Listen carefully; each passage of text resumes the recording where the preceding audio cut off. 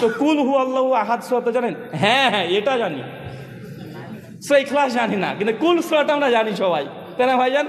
অধিকাংশ বাঙালি তো আমরা এমনই যে না, এই সূরা ইখলাস জানি না, লাহাব জানি না, তবে আমরা তাব্বাত ইয়াদা আবি লাহাব এই সূরা জানি আমরা। তো সূরা ইখলাস কোন সূরা বলেন তো চাচা? কুল হুয়াল্লাহু আহাদ আল্লাহুস সামাদ লাম ইয়ালিদ ওয়া লাম ইউলাদ ওয়া লাম ইয়াকুল লাহু কুফুয়ান আহাদ।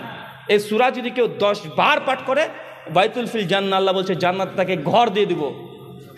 চালাক মানুষ বসে আছে এখানে অনেকে, আরে বাবা এই আমল তো সহজ, এখনই শুরু করে দিল, আর মনে মনে হচ্ছে জান্নাতে ঘর তৈরি হয়ে গেছে, কাল থেকে যা ইচ্ছা তাই করবো, যা ইচ্ছা তাই করবো, জান্নাতে ঘর আছে, মরলে জান্নাতে ঢুকে পড়বো। বাবা এরকম না, এই আমলটা একদিন করলে হবে না, এটা খাস আমল, মৃত্যুর আগের পর্যন্ত এই আমল মিস যাবে না। যতই ব্যস্ত থাক এই ইখলাস 10 বার পড়তে থাকতে হবে। এই মানে এই সূরাটা মৃত্যু অবধি খাস আমল। মানে হসপিটালে ভর্তি আছেন, পা বাঁধা আছে ওপরে, মনে পড়লো আজকে আমি এই আমলটা করিনি, সঙ্গে বিছানায় বসে এসে পড়ে ফেললেন। এটা হচ্ছে সেই আমল, যদি এই ছোট্ট আমলটাই প্রতিদিন আপনার আমল নামে আল্লাহ পেয়ে যায়, বাইতুল ফিল জান্নাহ, জান্নাতে ছোট্ট আমলের জন্য ঘর দিয়ে দেবে, কিন্তু আমলটা প্রতিদিন হওয়া চাই। হবে ইনশাআল্লাহ? ইনশাআল্লাহ হবে। আচ্ছা, 3 নম্বর আর একটা আমল আছে, সুনান তিরমিজি হাদিস 415। আল্লাহ বলছেন কোন ব্যক্তি যদি প্রত্যহ প্রতিদিন 12 রাকাত সুন্নাত নামাজ পড়ে, কত রাকাত? 12 রাকাত। কয় রাকাত? 12 রাকাত। মানে ফরজ নামাজের পূর্বে সুন্নাত পরে আগে যেগুলো আছে সেগুলো, যেমন জোহরের পূর্বে কয় রাকাত আছে? 4 রাকাত। জোহরের পরে কত আছে? 2 রাকাত। আসরের আগে পরে নাই। মাগরিবের পরে আছে 2 রাকাত। এশার পরে আছে 2 রাকাত। ফজরের পূর্বে আছে 2 রাকাত। টোটাল 12 রাকাত কেউ যদি সালাত আদায় করে, হেফাজত করে ফরজ নামাজ পড়ার পরে, বাইতুল ফিল জান্নাহ, আল্লাহ বলছে তাকেও আমি জান্নাতে ঘর দেবো। এর চাইতে ছোট আর কোনো আমল পাবেন? কয় রাকাত টোটাল চাচা?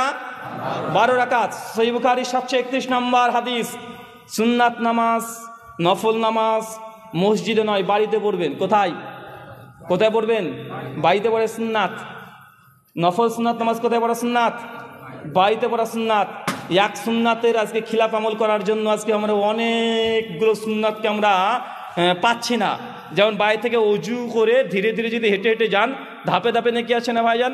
এই যে মসজিদে অজু করা প্র্যাকটিস শুরু করে দিয়েছেন, এখন এই ফজিলত হারিয়ে গেছে। মসজিদে অজু করার কারণে বাইরে সুন্নাত নামাজগুলো পড়ছেন না, সব মসজিদে পড়ছেন। একজন পুরুষ মানুষের জন্য নফল সুন্নাত সালাত বাড়িতে পড়াই উত্তম। কোথায় পড়া উত্তম? বাড়িতে পড়া উত্তম। সাহাবা রাদিয়াল্লাহু আনহুরা বাড়িতে সুন্নাত নামাজ সালাত পড়ার জন্য আলাদাভাবে স্পেশাল একটা জায়গায় তৈরি করতেন, যেটা আমার নামাজের ঘর, নামাজের কক্ষ, ইবাদতখানা। এখানে সুন্নাত, নফল, তাহাজ্জুদ, যখন বিপদে পড়তো সঙ্গে সঙ্গে সালাতে দাঁড়িয়ে যেত। এটা সাহাবীদের আমল ছিল। আর আমাদের এখন কি সব মসজিদে করছি, ভাই করছি না ভাইজান? মসজিদে পড়া না জায়েজ নয়, তবে এটা উত্তম নয়। কয়টা আমল বললাম? কয়টা বলেছি? 3টে হয়ে গেছে। আর একটা, হ্যাঁ এখনই হজম করে নিচ্ছে রে ভাই।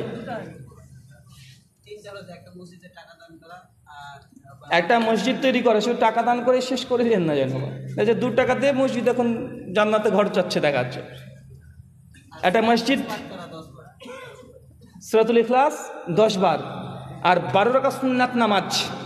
আর একটা আমলের কথা হাদিসে আসছে, জামে তিরমিজি হাদিস 1021।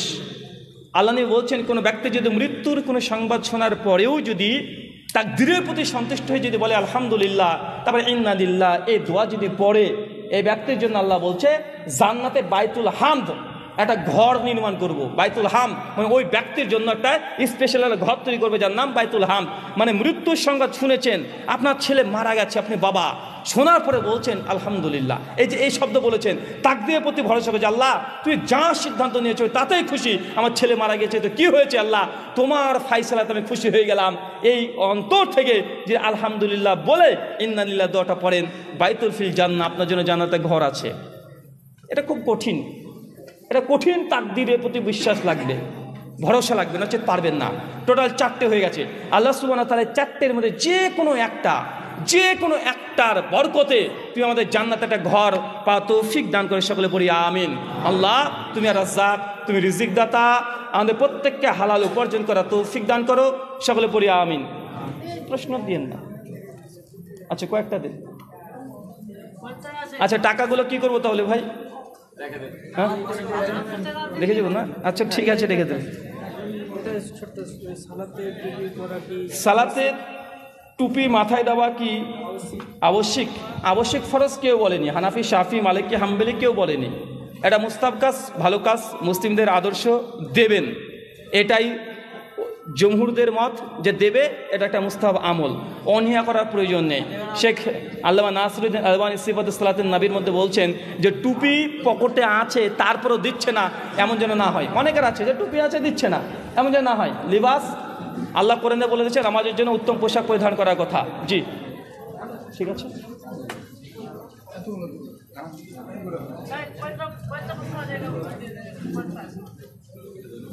হিন্দু ব্যক্তি মারা গেলে দোয়া পড়া যাবে? হিন্দু ব্যক্তি মারা গেলে তার জন্য দোয়া আপনি কোনো কিছু পড়তে পারবেন না। খালিদিনা ফিহা আবাদা যেটা পড়া হয়, এই দোয়া পড়া সঠিক নয়, এই হাদিসে সঠিক নয়।